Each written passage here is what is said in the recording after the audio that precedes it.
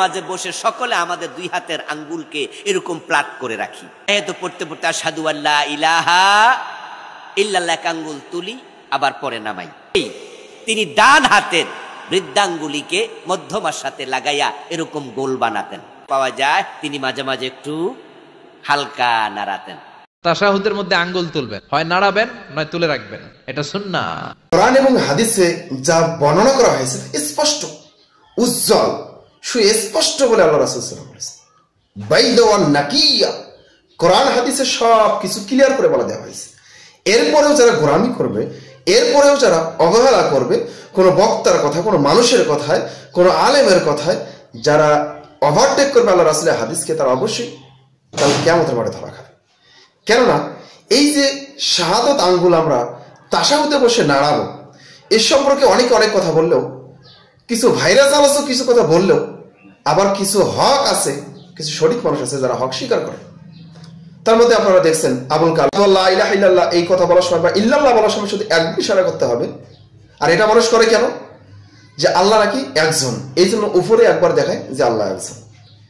এই মর্মে যদি কোনো একটা জাল হাদিসও বানানো থাকে, কোনো একটা জয়ীফ হাদিসও বানানো থাকে, কোনো মিথ্যা কথাও বানানো নেই, মিথ্যা হাদিসের কিতাবে কোনো হদিসে নেই, অথচ এই আমলটা আজকে আমাদের সমাজে চলছে।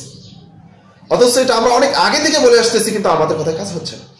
আলহামদুলিল্লাহ অনেক আলোচক যেমন মিজানুর রহমান আজহারি তিনিও কথা বলছেন, হ্যাঁ এটা আঙ্গুল নাড়ানো একটা সুন্নাহ, কিন্তু যদিও তার একটা স্বভাব রয়েছে সুন্নাহ বলে তিনি এটাকে ওভারটেক করে চলে যায়।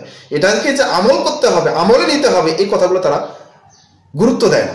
কিন্তু হ্যাঁ তারা হক স্বীকার করে, হক স্বীকার করে তারা এড়িয়ে যায়, পাশ কেটে যায়।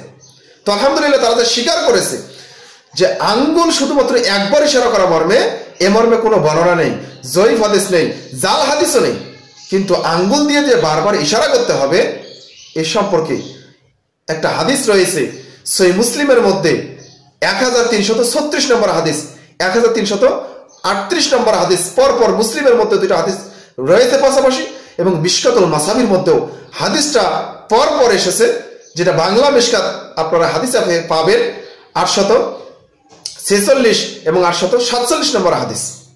এখানে স্পষ্ট বর্ণনা করেছে জাবের বিন আব্দুল্লাহ থেকে বলতো, তিনি বলেন রাসূল সাল্লাল্লাহু আলাইহি ওয়াসাল্লাম, আব্দুল্লাহ বিন জুবাইর থেকে বলতো, তিনি বলেন আল্লাহ রাসূল সাল্লাল্লাহু আলাইহি ওয়াসাল্লাম যখন সালাত আদায় করতেন আমি দেখতাম তিনি কি করতেন, শাহাদাত আঙ্গুলি দিয়ে বারবার ইশারা করতেন এবং মধ্যম আঙ্গুলের উপরে বৃদ্ধা আঙ্গুল এভাবে রাখতেন, রেখে এটা হাঁটুর উপরে রেখে এভাবে ইশারা করতেন। স্পষ্টভাবে বর্ণনা করা হয়েছে সহিহ মুসলিম মিশকাতুল মাসাবি।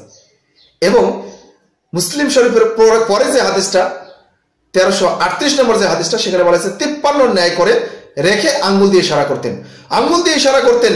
এটা নাসাইর মধ্যে হাদিসটা রয়েছে 889 নম্বর হাদিস, 1268 নম্বর হাদিস, 1275 নম্বর হাদিস, বাইহাকির মধ্যে হাদিসটা রয়েছে 2903 নম্বর হাদিস।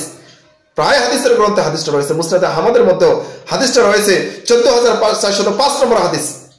হাদিসটাকে আলবানী সহিহ বলেছেন যে যেহেতু মুসলিম শরীফের মধ্যে হাদিসটা রয়েছে আঙ্গুল দিয়ে ইশারা করতে হবে, যেহেতু আমার মনে হয় আর অন্য কোনো কিতাবে আছে কিনা এটা দেখার বিষয় নয়, কেননা তাদেরই আকীদা কোরআন, এরপরে বুখারী, এরপরে মুসলিম, তারাই স্থান করে দিয়েছেন। বুখারী মুসলিমে যা আছে সব হাদিস সহিহ, সবগুলো সত্য কথা।